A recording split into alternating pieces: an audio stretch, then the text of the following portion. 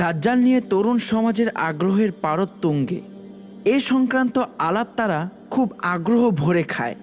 এমনিতে তা শুনতেও ভালো লাগে, আবার দাজ্জালের ফিতনা থেকে বেঁচে থাকাও প্রয়োজন। সব মিলিয়ে দাজ্জাল সব সময় একটি হট ইস্যু। তাই আজ দাজ্জালের ফিতনা থেকে বেঁচে থাকার জন্য একটি হাদিসীয় টোটকা দিচ্ছি। দাজ্জাল ইস্যু নিয়ে পড়ে না থেকে দাজ্জালের ফিতনা থেকে বেঁচে থাকার করণীয় শুরু করে দিন। আবু দারদা রাদিয়াল্লাহু আনহু থেকে বর্ণিত, তিনি বলেন, রাসূলুল্লাহ সাল্লাল্লাহু আলাইহি ওয়াসাল্লাম বলেছেন, যে ব্যক্তি সূরা আল কাহফের প্রথম 10টি আয়াত মুখস্থ করবে তাকে দাজ্জালের অনিষ্ট হতে নিরাপদ রাখা হবে। মিশকাতুল মাসাবিহ। আল্লাহ আমাদের সকলকে সূরা কাহফের প্রথম 10 আয়াত মুখস্থ করার তৌফিক দান করুন, আমিন। প্রিয় দর্শক, এই ছিল আমাদের ছোট্ট একটি ভিডিও।